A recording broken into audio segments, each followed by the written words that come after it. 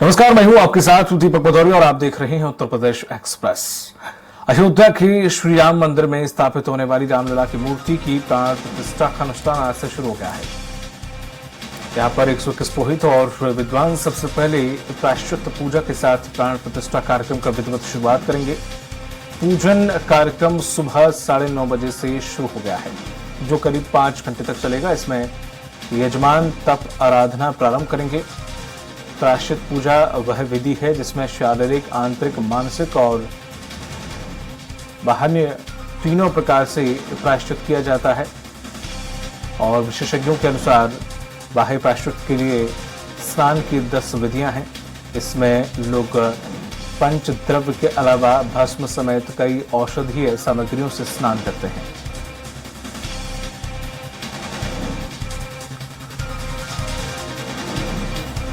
और हमारे साथ जुड़ गए हैं उत्तर प्रदेश संपादक राघवन जी। राघवन सर, जिस तरह से देखा जाए आज से प्रारंभ हो गई है पूजा अर्चना और जो प्राण प्रतिष्ठा का अनुष्ठान आज से ही शुरू हो गया है, क्या कुछ रहता है? और साथ ही में ये भी जानूंगा कि जिस तरह से खबरें आ रही हैं कि कुछ हीटर वीटर की व्यवस्था कर दी गई है, इंफ्रारेड सुरक्षा के लिए एटीएस के जवान तैनात कर दिए गए हैं। सर, जानना चाहूंगा क्या कुछ माहौल? देखिए दीपक जी, अयोध्या में मुख्य कार्यक्रम तो 22 जनवरी को होगा, लेकिन आज से ही अनुष्ठान शुरू हो गए हैं। 121 पुरोहित और जो विद्वान लोग हैं उन्होंने अनुष्ठान सुबह 9:30 बजे शुरू किया है। इसके तहत अभी प्रायश्चित का जो अनुष्ठान चल रहा है, स्वयं को शुद्धिकरण का है और स्थान को शुद्धिकरण को लेकर है। इसमें स्नान, ध्यान, भस्म स्नान, पूजा पाठ, पंचगव्य स्नान इत्यादि कर्म होते हैं। और रही बात सुरक्षा की, तो क्योंकि प्रधानमंत्री आने वाले हैं, तमाम वीआईपी जाने वाले हैं और पहले से अयोध्या को छावनी बना दिया गया है। एटीएस की तैनाती कर दी गई है, पुलिसकर्मी तैनात है। हालांकि जब मुख्य कार्यक्रम 22 जनवरी को होगा तो उस दिन 30,000 पुलिसकर्मियों की ड्यूटी लगाई गई है, लेकिन अयोध्या में अभी मौजूदा समय में 1700 पुलिसकर्मी और एटीएस के जवान, पैरामिलिट्री फोर्स के लोग लगाए गए हैं। तो कुल मिला के अयोध्या एक नए रौं में बह रही है, नए उत्साह के साथ चल रही है। और सबसे बड़ी बात है, अनुष्ठान शुरू होने के बाद अब मंदिर परिसर की ओर किसी को नहीं जाने दिया जा रहा है। जो पुराना जहाँ पे सिराओं का तराशने का काम होता था, वहां जा रहे हैं लोग। वहां पे विश्व हिंदू परिषद के दफ्तर बने, वहां से जानकारी जुटाई जा रही है। लेकिन इतना है कि जो लोग भी आज अयोध्या आ रहे हैं सब अभिभूत हो रहे हैं। कोई महाराष्ट्र से आ रहा है, कोई कहीं से आ रहा है।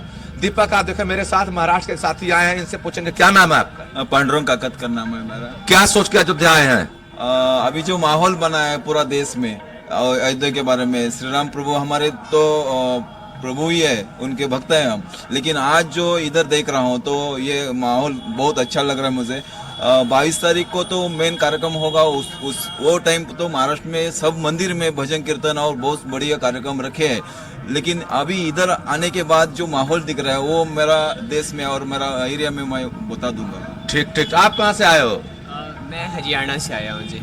देखिए, हरियाणा से अभियुवक आए हुए हैं, क्या कहेंगे अयोध्या के बारे में? बस राम जी ने बुलाया और विचार किया कि 22 को तो आ नहीं पाएंगे, बहुत भीड़ होगी, तो इसलिए पहले आ जाते हैं। तो मैं कल ही आ गया था स्नान के दिन। कैसी लग रही है अयोध्या? अरे बहुत सुंदर बना रखी है अयोध्या, तो एकदम मतलब देवनगरी में आ गए हैं, ऐसी अनुभूति हो रही है जी। बिल्कुल देवनगरी लग रही है। देखिए, एक साथी और हमारे साथ है, आप क्या कहेंगे अयोध्या के बारे में? मैं नासिक से आया हूँ और मैं दिल्ली IAS पे ट्रेनिंग के लिए आया था। जब आज न्यूज़पेपर में पढ़ा सुना कि आज से प्राण प्रतिष्ठान का आरंभ हो रहा है, तो लगा कि चलो अयोध्या दर्शन करके आते। यहाँ आया तो पता चला कि लगता है कि तीनों लोग यहाँ अयोध्या में उतर आए। लगता है कि त्रेता युग आए और राम जी वापस आ रहे। सरयू पर अभी स्नान किया। पुलिस की तैनाती बहुत बढ़िया है। सफाई निगम के कर्मचारी बहुत बड़ी सफाई कर रहे हैं। लगता है कुछ आज पूरा विश्व अयोध्या पर सीमित हो गया है और भगवान खुद फिर से ये अयोध्या में प्रकट हो रहे। ये बहुत जी बिल्कुल दीपक, जो भी अयोध्या आ रहा, जो अयोध्या को देख रहा, अयोध्या को निहारते ही रह जा रहा है, क्योंकि अयोध्या इतनी खूबसूरत बना दी गई। आप मेरे पीछे देख सकते हैं, लता मंगेशकर चौक है, यहाँ पे बड़ी सी बीड़ा लगाई गई है। लोग आते हैं यहाँ सेल्फी लेते हैं। तो पहले की अयोध्या की अब की अयोध्या में बहुत अंतर है। त्रेता युग की अयोध्या किसी ने नहीं देखा है, लेकिन एक कल्पना की जा रही कि अयोध्या ऐसी रही होगी। क्योंकि सड़कें बन गई हैं, गलियों की सफाई हो गई है, मकानों की रंगाई पुताई हो गई है, हर तरफ तोरण द्वार बना दिए गए हैं, दीवारों पर भित्ति चित्र बनाए गए हैं। जो श्रद्धालु आ रहे हैं उनके सुविधाओं का ख्याल रखा जा रहा है। जो भी राम की पड़ी पे नया घाट पे स्नान कर रहे हैं, वहां पे पुलिस फोर्स तैनात है, महिलाओं के लिए अलग से कपड़ा बदलने की व्यवस्था कर दी गई है। तो कहीं न कहीं अयोध्या नए रौं में चल रही है, अलग बदलाव दिख रहा है। लेकिन मुख्य कार्यक्रम 22 जनवरी को होना है, उसके पहले अयोध्या में लोग यही चाह रहे हैं कि जाके पहले से देख लें अयोध्या कैसी है। क्योंकि 22 को कोई पहुंच नहीं पाएगा यहाँ पे, तो पहले लोग देश विदेश के लोग आ रहे हैं अयोध्या को निहारने के लिए। और सबसे बड़ी बात है कि अयोध्या वासी भी उनका खुलकर दिल से स्वागत कर रहे हैं। जो बाहरी टूरिस्ट आ रहे हैं उन्हें हर तरह की सुविधाएं, चूंकि अभी उस तरह के बड़े होटल चालू नहीं हो पाए हैं जितने होटल हैं, लेकिन पंडा के यहाँ, पुजारियों के यहाँ लोग निवास कर रहे हैं, बिना पैसे के भी लोग उनको ठहरा रहे हैं। तो कुल मिला के एक धार्मिक स्थिति बनी हुई है और लोग चाहते हैं कि अयोध्या इसी तरह से आगे उत्तरोत्तर विकास पर अग्रसर रहे। जी दीप। बिल्कुल राघवेंद्र जी, जिस तरह से ठीक है कि प्राण प्रतिष्ठा का कार्यक्रम हो रहा है, अयोध्या बहुत अच्छी तरह सजा दी गई है और अच्छी बात है कि आकर्षण का केंद्र, भारत का मुख्य बिंदु बनेगा राम मंदिर। लेकिन हमने जब देखा, जैसे आप कोलकाता में काली मंदिर जाएं, आप बालाजी मंदिर जाएं, मथुरा वृंदावन जाएं, तो वहां पर जो पंडा पुरोहित हैं, एक वीआईपी कल्चर के नाम पर जो आने वाले भक्त हैं उनसे लूट खसोट होती है, उन्हें झांसे में लिया जाता है। कोई समिति नहीं होती है कि जो एक क्रम से चलाए, कोई छोटा नहीं, कोई बड़ा नहीं, कोई अमीर नहीं, सबको इक्वली रखा जाए। वो सब व्यवस्थाएं यहाँ पर होंगी कि बाकी सब मंदिरों में जैसे होता है वैसे ही यहाँ पर भी वैसे ही देखने को मिलेगा?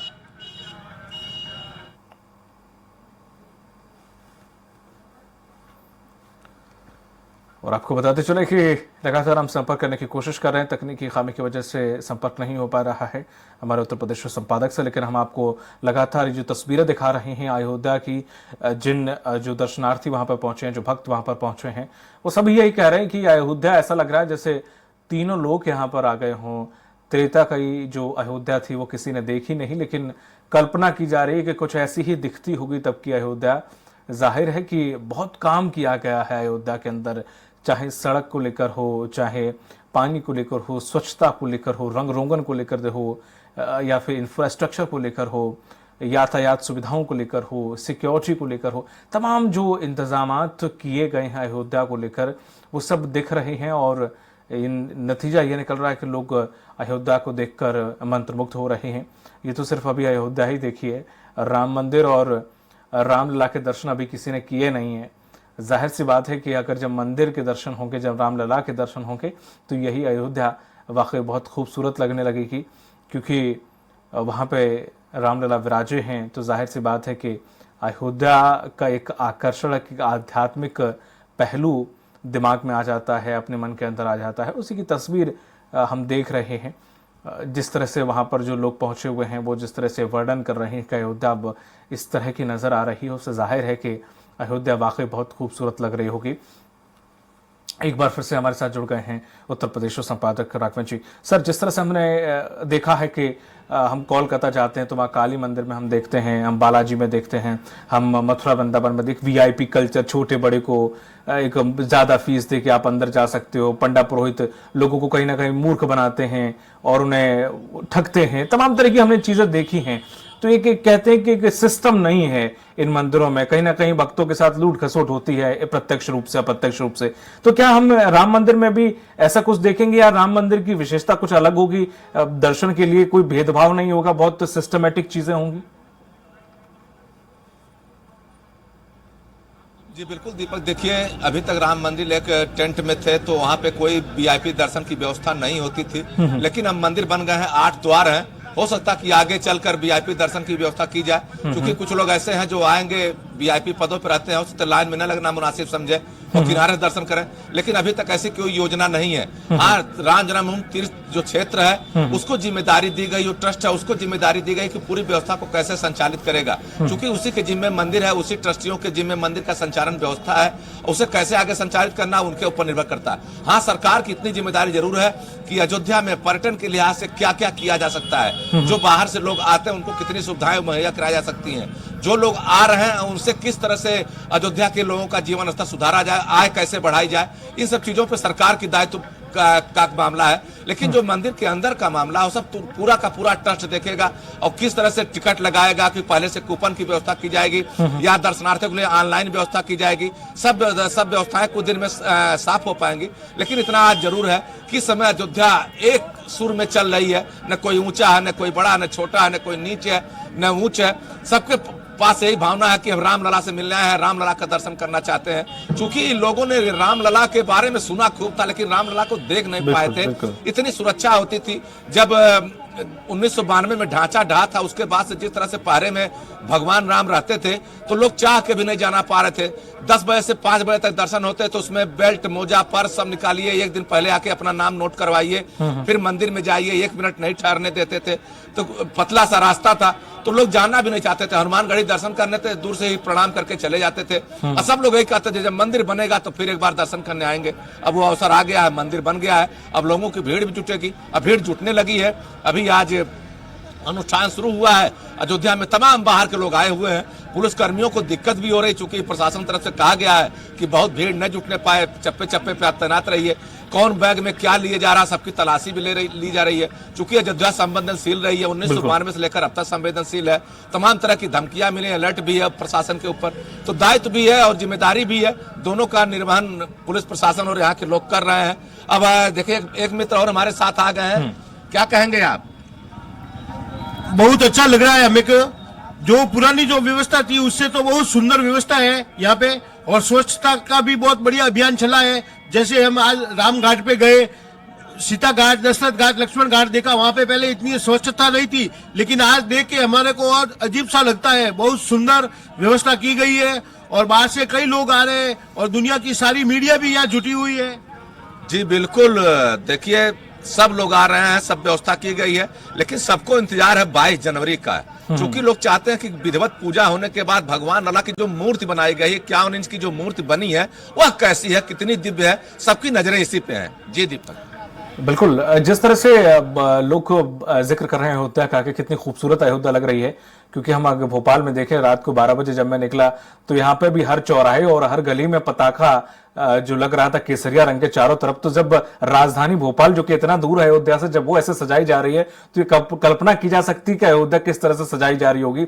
मैं चाहूंगा राघवेंद्र जी, थोड़ा सा आप अपनी नजरिए से, अपनी आंखों से, एक पत्रकार वाली आंखों से, एक थोड़ा कवि वाली आंखों से भी थोड़ा सा वर्णन करें कि अयोध्या जब आए, जब आप घुसे और उसके बाद से चारों तरफ जब आपने निहारा, तो किस प्रकार की खूबसूरती आपको देखने को मिली। थोड़ा सा मैं आपकी नजरों से देखना चाहूंगा अयोध्या। जी जी जी बिल्कुल दीपक, मैं अपने कैमरा पर्सन से, मुस्तफा जी से कहूंगा कि मेरे साथ आए, थोड़ा चल के दिखा दें अयोध्या कैसी है। जी, आपको हम दिखा दें, अयोध्या में जब आप इंटर करेंगे तो इस तरह के सूर्य स्तंभ बनाए गए हैं। देखिए, आपको दिख रहा होगा या हमारे दर्शकों को दिख रहा होगा कि सूर्य स्तंभ किस तरह से बनाए गए हैं। यह हर एंट्री पॉइंट पे बनाए गए हैं। चूंकि भगवान राम सूर्यवंशी थे, कहा जाता है कि सूर्य की कृपा हमेशा उनके ऊपर रही है। उन्हीं तरह उनका तेज भी था, उन्हीं तरह उनका प्रताप भी था। तो देखिए, सूर्य वंश का एक तरह से झांकी दिखाई गई है। आप देख सकते हैं सामने जो खंभे लगे हैं, उस पर सूर्य की आकृति बनाई गई है।